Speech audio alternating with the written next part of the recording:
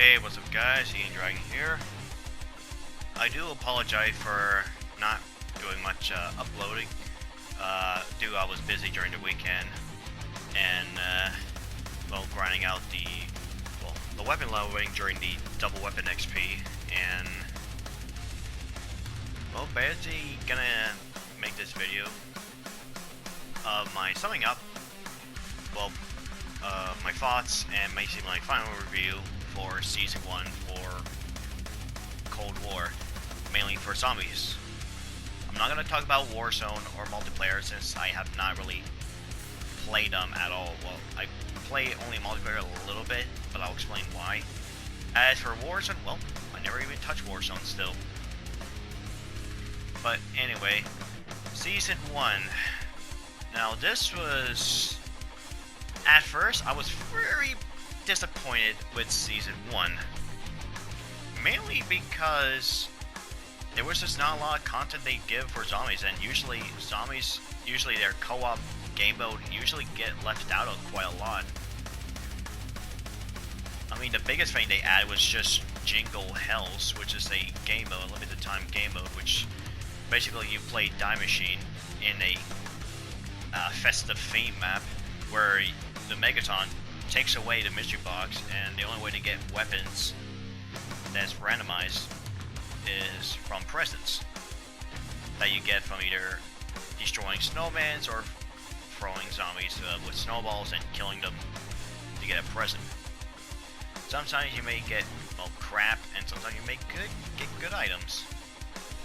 And in terms of the other game mode they add was Crank. And it's unfortunate that Crank was a limited time mode. I thought it was a permanent mode, but at first when it was released, it was pretty terrible. It didn't really have any... I mean, it's just the dog round basically killed it for me. Yeah, the reason I got my first set when I was streaming Crank was because of a dog round where, for some reason, they majorly slow down the zombies' rotation when they're going to spawn in. So it was pretty much a game over for sure, especially when you have 5 seconds left on the clock. But thankfully, they finally got rid of the dog rounds in a later update. But sadly, that update didn't really last long. But of course, the big kicker here during the season, well, is of course this Battle Pass. Now, when I first looked at it, I thought it was kind of cool, but I didn't realize that most of the content is actually locked. So I had to actually buy the Battle Pass. But here's the thing. Every item you see here in the Battle Pass, some of them are free with this green glowing. So mostly just mix a few COD points and also a few guns, such as the MAC-10 and the Groza assault rifle for 31. And if that's really the thing you want as a free player, you don't have to work. There's really no point to go beyond the tiers if you're not willing to play for it. But if you do decide to, you know, buy the Battle Pass, and once you, of course, activate it, all the other previous tiers you make, you progress, but you didn't didn't unlock, will now be available automatically.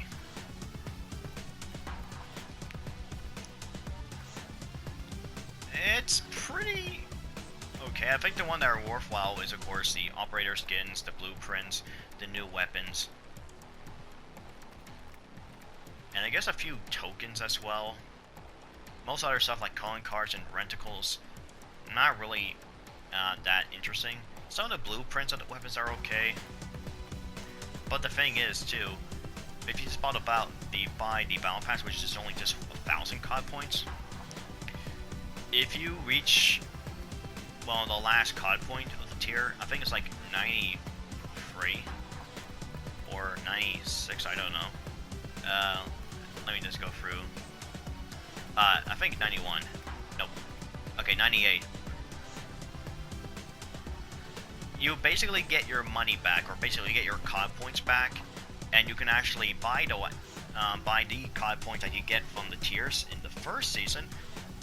You can able to buy it, the Battle Pass for Season 2, which is going to be coming out in 8 days. And the one thing I like about the Battle Pass is I can play zombies, which is brilliant. I never thought they would actually do something like this. This is one of the things it was absent in Black Ops 4, but I'm grateful they finally make it available for Cold War zombies.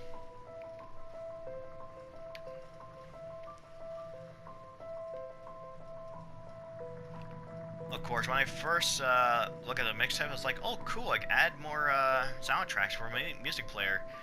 Except it was only for vehicle tracks for Warzone, or not really Warzone, but just any game mode that comes with vehicles. I was disappointed, but luckily an update later on, during the release of the February 4 update, we got, they made the BO1 mixtape to be available in the music player. So these are the 4 music players from BO1.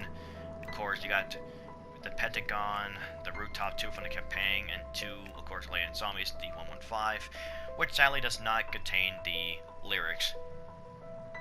And we have the Dam, which is probably the OG main theme, and that's what you're hearing right now. Now, another cool thing they did is, when it comes to actual challenges or progression, of course, before I was at Prestige 3, and I was level 100, but then I reset to level 0, but still Prestige 3.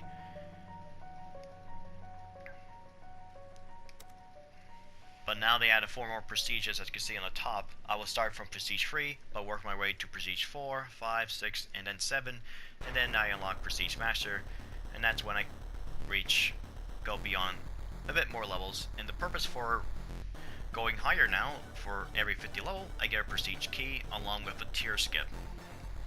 But now here's another thing that I really didn't think they would actually do something like this, but I also enjoy it, and that is doing the Season 1 challenges, which I do all of it in zombies. Of course, there's even the multiplayer ones, but of course they're not really my main focus, but this is it. So some of them are quite unique, and some, of course, I have to play a different playstyle, and some I kind of been playing, doing my same normal rotation. So it's still pretty cool to, you know, play a couple more games. It does offer a little bit more replay value of trying to go for these challenges, especially some of the new ones that I never even got before, like the easy target medal. I did not know that you can kill a megaton while it's being caught by a DAI, basically the suction. And it even gives me a lot more love for the other fuel upgrades, like the energy mine, which I'm always using the Ring of Fire because it's the best fuel upgrade in the game. So it's nice to see challenges like this. And of course, you get the animated Season 1 Zombie Master calling card, which is very nice. And of course, a few days later, when Season 1 was released, we had the Prestige Shop.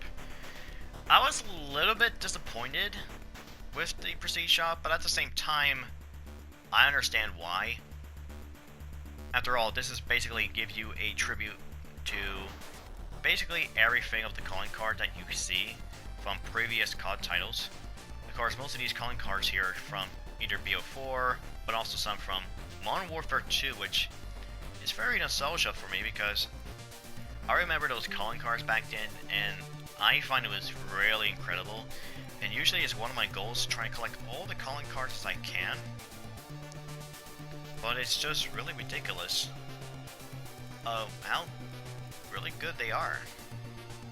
And of course we got the Prestige one.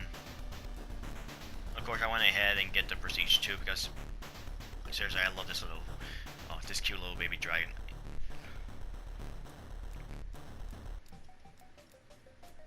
So we got basically every prestige, from prestige 3 up to 7. There will be more like this later on in the next season.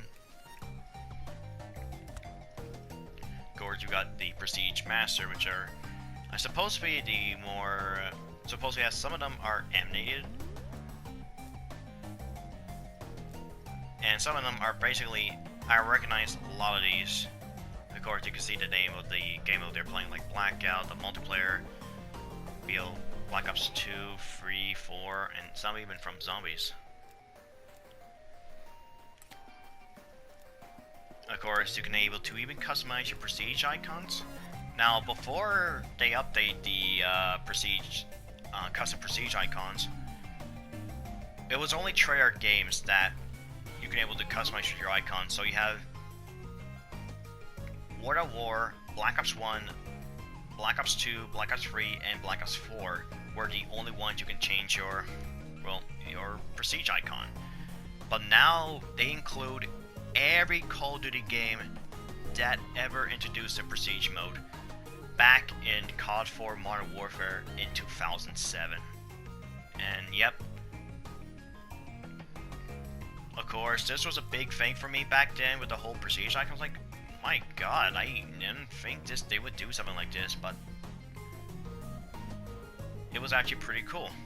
And of course, and then we have World at War, Modern Warfare 2, Black Ops, Modern Warfare 3, Black Ops 2, then Ghosts, Advanced Warfare, Black Ops 3, and of course they even add the zombie prestiges, which I think is actually very nice, because there are some of the icons I do like. I like the Prestige 9 icon, which is the dragon one, which I'm definitely gonna rock that during the second season. And of course we have the Infinite Warfare, which is probably the only COD game that I never bothered to prestige. Well, along with Modern Warfare 2019, where I basically don't even play the multiplayer. But of course COD War 2 was pretty fun. I actually enjoyed the game mode War. And then we have Black Ops 4, and then we have, of course, the Black Ops 4 Zombies, and then there's Blackout, which I didn't care for Blackout. The only purpose I played with it was just playing with friends, and that was mostly it. Give it a try, but it wasn't really the thrill. But of course, I also like how they add more prestige icon from Zombies. It's just a shame they couldn't add the prestige, or at least the ranks icon from Black Ops 2, with the blue skulls, with the with the shotguns. But considering that they're not prestige icons, I could definitely see why. And of course my overview, which pretty much that's where I'm at. I do have to say the Prestige 5 and 6 are probably my favorite icons. As for Prestige 7, it still looks really nice. It's just that seeing the skull and the roses reminds me too much of Sungris. It's not a bad thing, it's just that I basically see him everywhere now. Thanks, Maria.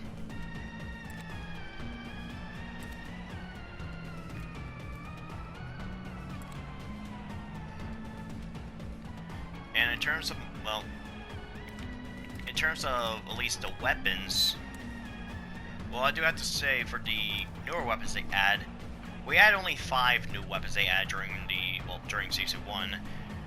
And 2 of them were part of the Battle Pass, of course. You see, we have the Groza Assault Rifle and the MAC-10 SMG. And I have to say, they're both pretty awesome weapons. The Groza, I consider it to be way better than some of the handful of rifles we have. Hell, I think I prefer this one to be my favorite over the others.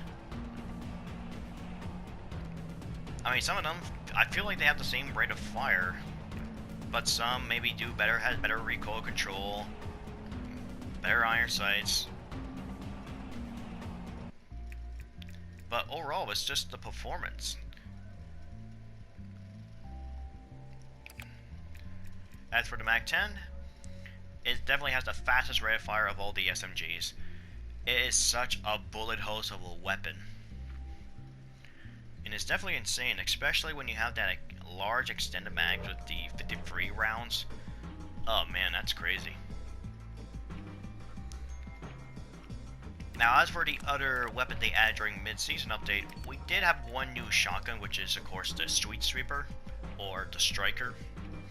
Now, unfortunately, sadly, they couldn't add it in the Battle Pass, so in order to unlock it, you can see on the screen here, is using shotguns to get free kills without dying in 15 different matches. Now, what I hate about this type of challenges, it's multiplayer only. There's no zombie-only challenges to get these weapons. You're forced to play multiplayer, and sadly, the multiplayer in this game is heavily skill-based matchmaking. So, since I do so well, guess what? I'm paired with other sweat fest of noobs that camps a lot, and mostly I just can't even have fun with the guns I want, especially when I try to do challenges like the knife, which is the worst part, which I'm gonna cover up right now. These are the two I did not bother to unlock because I have to use a combat knife.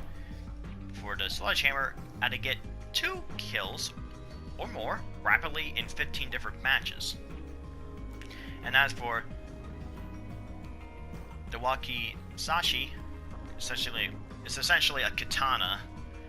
I had to use a combat knife, equip, and execute 2 finishing moves in 10 different matches. This is horrible for me because I could never even get close to someone being with melee only. If you are a terrible player in multiplayer and you want to go for these challenges, you probably have a much easier time than I ever could. And the worst part about the finishing move, I had to play, the ammunition has to plays out. And not only that, as I'm about to execute someone or doing a finishing move, that teammate will call me out and call his teammate to kill me off before I can even get the kill. Which is so dumb. I'll leave in a vulnerable spawn, and it's not that good. And also it says in 10 different matches. So if you think you can get 2 finishing moves and then quit, if you do that, it will not count. And there's a bug that it's actually going to reset your progress. So once you do like 9 out of 10, and you complete all of them as a full match, and then you go for your 10th one, and then ooh, you see you got unlocked and you quit. Nope, you didn't unlock it, and then all your progress reset. That is bullshit right there. So bullshit.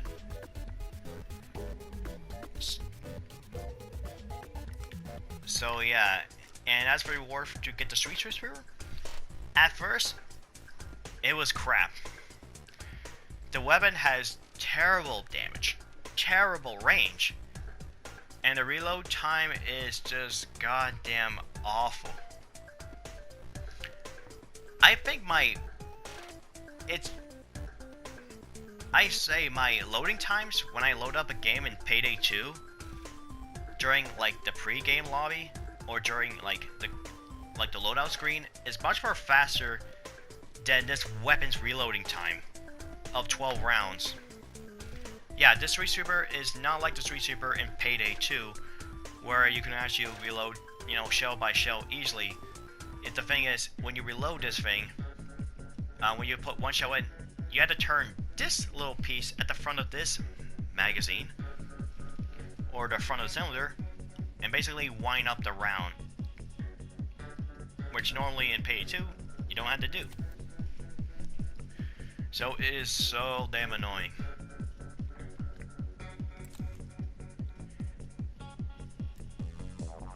And I guess another thing I should show is, well, even though I already got the Dark Ether camo, and I got it very early on, which I didn't expect to happen, so I went ahead and get every other weapon gold, or at least every weapon, all camos, So that's what I did. So I got...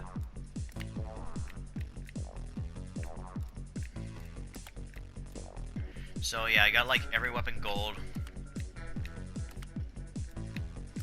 And of course, except for the two melee knives, but I don't have to worry about it. So I basically got every weapon gold, so that means, well, now I should have Dark Ether legitimately.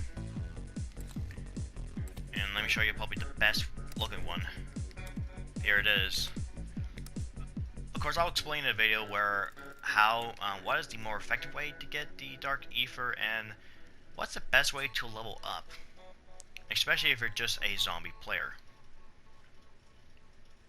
So I got that done during Season 1.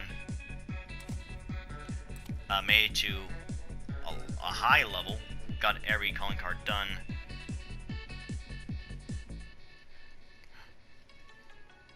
Boy, that was a lot of things to talk about, but we're not done yet.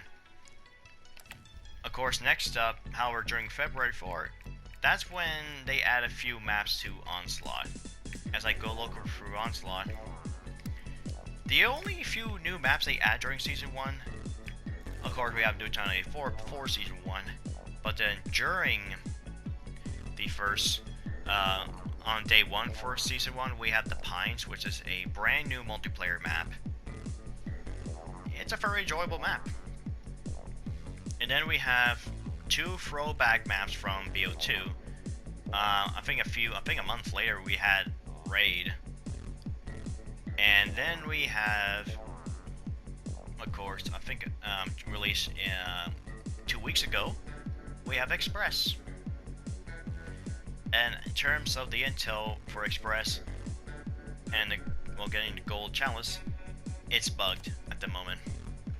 Hopefully they fix it some update later before Season 2 hits. They're probably mostly added during Season 2.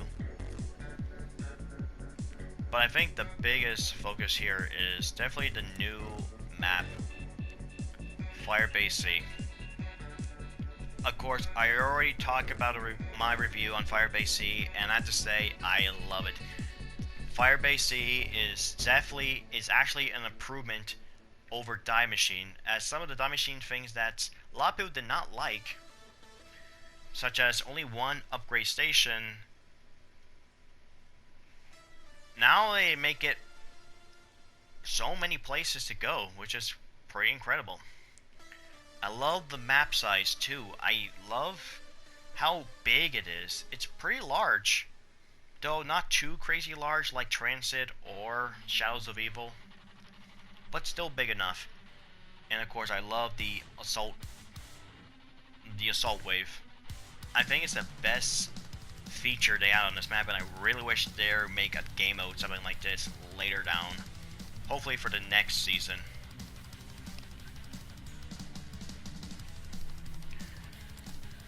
And of course we have, well, they also had one new perk, and sadly it's Tombstone. Now this perk did appear in Black Ops 2, and of course I hated this perk. Mainly I just don't like the fact that you're forced to go down to get benefits with this perk. Now a lot of people use it differently, more effectively on Town, but if you're trying to use it in Transit, it's really bad because how big it is. And if you use your Tombstone and you're trying to get your grave to get your stash back, when you spawn in, you basically spawn half away on the other side of the map, so it's really hard to get it back with so many zombies and dens it onto you. And of course, this wasn't the best map to introduce Tombstone,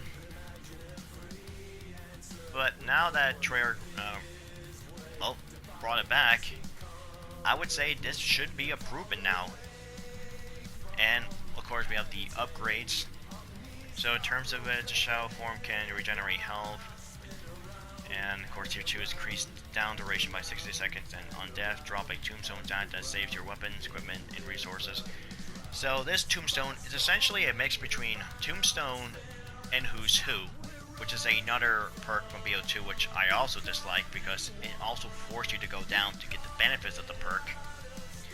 And that's the thing I hate. I don't like any skill or perk that force you to get your health to 0, or mostly force you to go down, basically.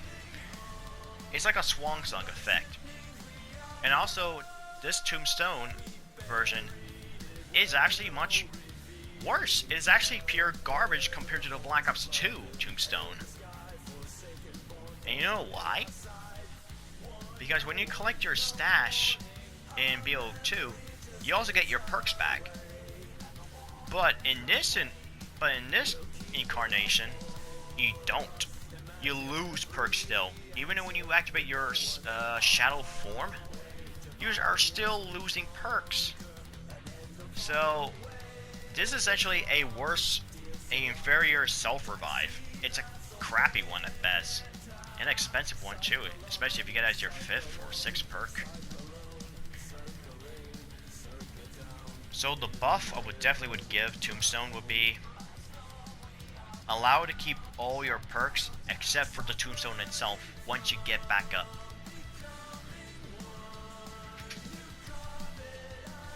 That's the only solution I would have.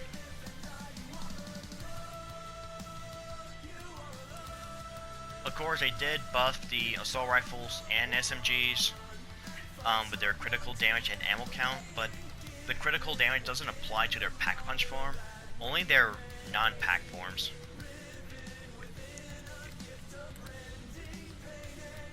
Which kinda sucks, considering that they mostly get outclassed by a few weapons, such as the tactical rifles, the LMGs, sometimes the pistol, the sniper rifles, even the shotguns does it better, in terms of the tier levels. But I still like the SMGs and assault rifles. They're still my main guns I rock a lot. And I guess I could show you, well, how much intel I've been collecting, especially during Season 1. And you may notice I'm missing free, but that's from the Express, which is still bugged.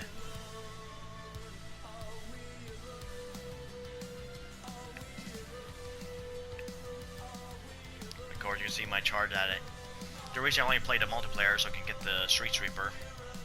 So you can see I spend more time playing zombies than multiplayer. And it really shows. And in terms of my challenges, well, during Firebase C, they did add this section here, which are mostly collecting intels in Firebase C, as well as travel to every area, single game, and, well, turn on the power, basically. In terms of the Dark Ops challenges, they did add one, but I did make some progress to get the other ones as well. So I did complete the main quest in Firebase C. Of course, I did social distancing, which I reached round 20 without being hit.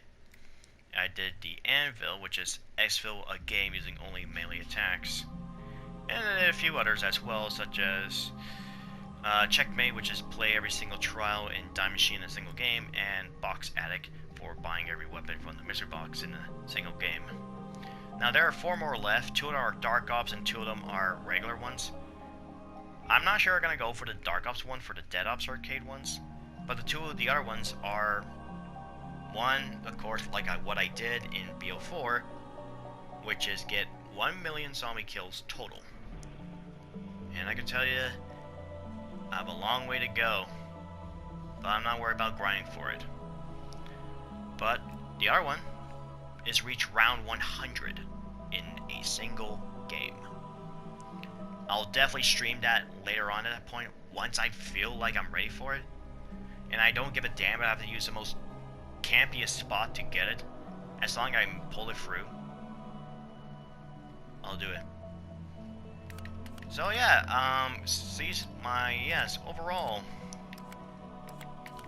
Well, I also forgot to mention, they also finally add daily challenges, so it's quite nice they finally add some, as well as they stack too. So if you can't complete these ones at time, guess what? They will actually stacked, and I think it's only a maximum to 22.